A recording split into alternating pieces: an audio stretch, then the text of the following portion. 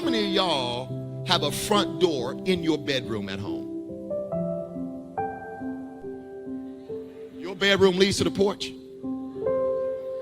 How many of you have a front door in your personal bedroom? Right, nobody. So here's the problem. When you start a relationship in sex, in lust, in physicality, it is literally a front door in the bedroom. The front door belongs at the front door. Intimacy is not something that grows on its own. You really have to build it. You build intimacy. You progress intimacy. I was satisfied in the Lord. I think before anybody ever starts dating, you don't have to come to this place in your life where you're like, oh, that's it, I'm just gonna do ministry forever. But you should come to a place in your life where you are in love with God that you don't need anybody else. Does that make sense? You ought to be so in love with God that you have no need or no reliance on another person. You should not. If you need a relationship like a crutch, just know you're not ready. If you feel lonely when you're by yourself, and I mean, I'm not trying to be extreme or weird, but if you are not satisfied enough with God and you don't know God well enough, then you're not truly in love enough with God, then you're probably not ready to date.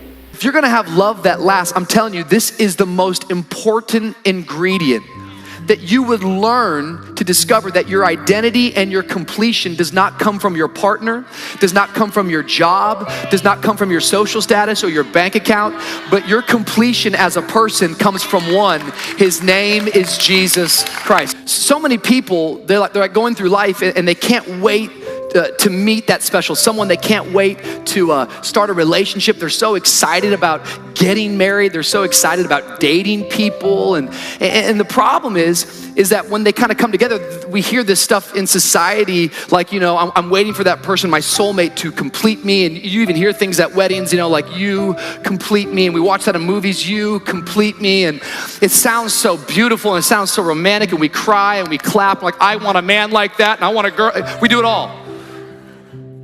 But here's what happens. I want to be very, very clear. What happens to many people is many people that they go through life and they're hoping that someone's going to complete them. Yet because they've never first had an encounter with Jesus, and because they haven't first discovered their value in Jesus, because they first haven't been mended and made whole in Jesus, what happens is that they get ready for a relationship and they're going, I'm so excited, here we go, I'm starting this thing, this girl's beautiful, this guy's awesome. And as they get ready to pour into that person or let that person pour into them, the problem is that they've never ever dealt with the holes in their bucket. Let me just be honest with you. If you got holes in your bucket, it doesn't matter who you find. It doesn't matter how great he is. Doesn't matter how great she is. They will not be able to fix the holes in your bucket. I see this all the time. I see people, they fall in love and the person is great, but they thought that person was the thing that was gonna complete them. And so that person starts to love them, but it's just a matter of time before the person's going, yo, this isn't satisfying me and this isn't completing me. Well, there's no wonder it's not completing you. They can't complete you. They can give the best of themselves to you, but if you got holes in your bucket, you're gonna leak. And how many know it's hard to love when you leak?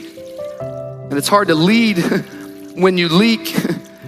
And it's hard to be secure when you leak. And many of us today, there's holes in our bucket. I want you to watch this because this is so very important. What ends up happening is if you don't address the holes in your bucket, what you'll do is you will create false expectations on people. And so we start to have this expectation that somehow your job and your role is to fulfill me, to complete me. But really that person can try their best, but no matter what they do, they will not be strong enough, they will not be good enough, and quickly your false expectation will lead to the greatest disappointment. And many of us, we go from relationship to relationship to relationship, and it really had nothing to do with the other person that was the problem. The problem started with you. The problem was that you weren't willing to address the holes in your bucket, and it didn't matter what was poured into you. You were simply going to leak out in just a matter of time. Come on, how many of us today here at VOUS Church, we want to address the holes in our bucket and we want to be made complete in Jesus? Come on, somebody, give Jesus a big shout of praise if you know he can complete you. You know, I like what this preacher said. He said, don't look for potential, look for patterns. When you're picking a spouse, or when you're now notice I'm saying picking a spouse. I'm not saying picking somebody to date. When you're picking a spouse, don't look at potential. Look at patterns. Who are they? Not who they might become. Because if I want to be a rocket scientist, I can keep wanting to be a rocket scientist. Good thing my wife didn't marry me because I want to be a rocket scientist. It ain't gonna happen. That ain't my skill set. It just ain't me. So I can keep wanting. But boy, if I tell my wife, listen, you're gonna marry the first astronaut to go to Mars and jump back, whatever. And she's like, I believe it. Yeah, let's get married. Boy, her life would be messed up if she married for that. Don't marry potential, marry patterns. If the person is messy, you're gonna live in a pigsty. If the person has bad hygiene, you're gonna live in a pigsty. If the person does not know how to manage money, you together will be broke. If the person is violent, if they're aggressive now, just know abuse will come later. Watch out. If they're lazy, if the person that you're interested in is lazy and that's their pattern, and they're on video games before you married them, guess what? They'll be on video games after you married them. If you marry a lazy person, they're gonna be a lazy person. Don't be foolish. Don't marry potential, marry patterns. If you don't have a standard and you don't understand what marriage is about, because it's one thing to know what you like.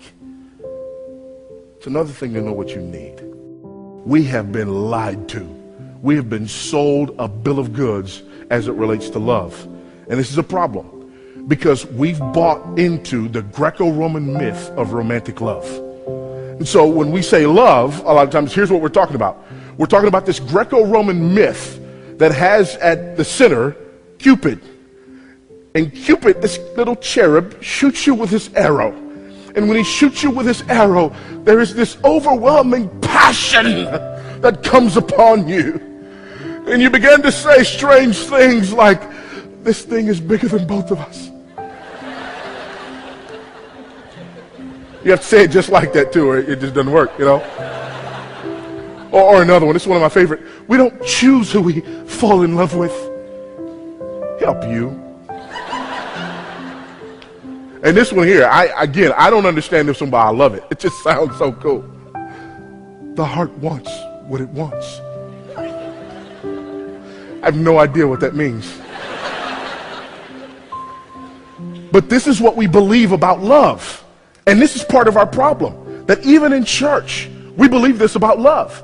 That, you know, that there's some overwhelming force will strike you. And when this overwhelming force strikes you, there's nothing you can do about it. You have to be drawn along by this overwhelming force and do what it tells you to do. And we use phrases like, follow your heart. You know what the Bible says about the heart? It's wicked and not to be trusted. The Bible says, don't follow your heart. That's the Greco-Roman myth of romantic love. We have this big emphasis on marriage, how to have a happy marriage, how to have a happy home. Most of it is built on selfishness. Most of it is built on the wrong perspective. For example, the typical marriage seminar. The typical marriage seminar they tell the husband this: you want to have a happy marriage? Listen to your wife. Want to have a happy marriage? Be kind to your wife, be sensitive to your wife, be gentle with your wife, bring her flowers, take her out for dinner. If you want to really have a happy marriage, meet her what? Her needs. We're back to that need mentality again. Meet her needs. She's got a lot of needs, and you need to meet her needs. Very important. And so here's this husband, and he's doing everything he can think of to try to meet her needs. Well, I've got to stay home because that's I just have to meet my needs right. Well, I need to get this for her and take this. I want to really meet her needs. And what he's telling her is this: you know what marriage is? Marriage is where you get all your needs met. Marriage is where I knock myself silly trying to meet all your needs all the time. That's what marriage is. That's what she's programmed to believe. Same thing on the flip-flop. They tell the wife, now if you want to really have a happy marriage, meet your husband's needs.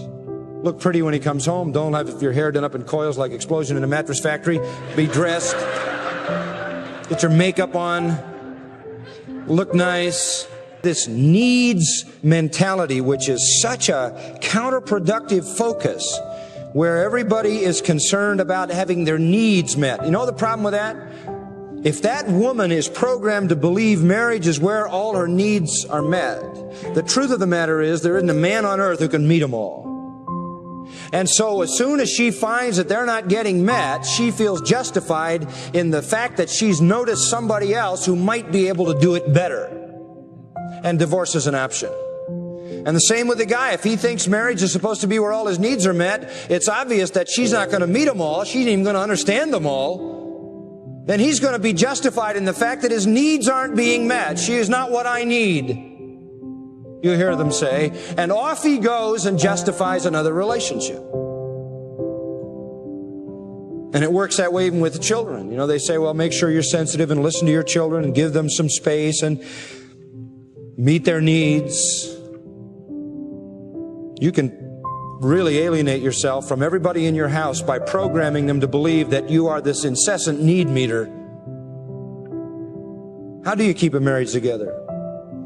By focusing on something completely outside those relationships.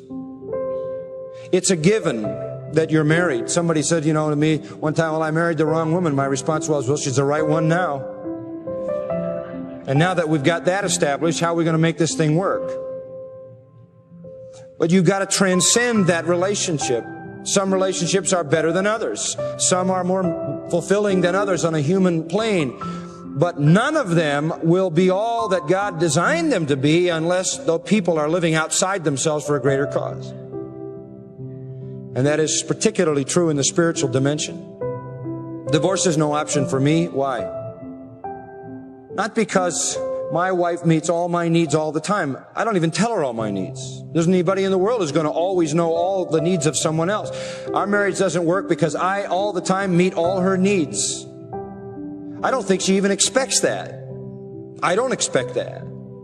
But our marriage works, and divorce is no option for us because we have a cause beyond ourselves for which we live. What is that? We live to the glory of God. We live to the exaltation of Jesus Christ. Divorce is not an option. Why? Because we have a testimony before the community in which we live to show them the power of Christ in a home. Divorce is not an option because our home is to be a haven for Christian people to come and to see the work of the Spirit of God. Conflict isn't even an option. Selfishness isn't even an option because our home is exposed to so many people and we want Christ to be seen. So the agenda for us is not make sure I meet all your needs, but the agenda for us is make sure I walk in the Spirit.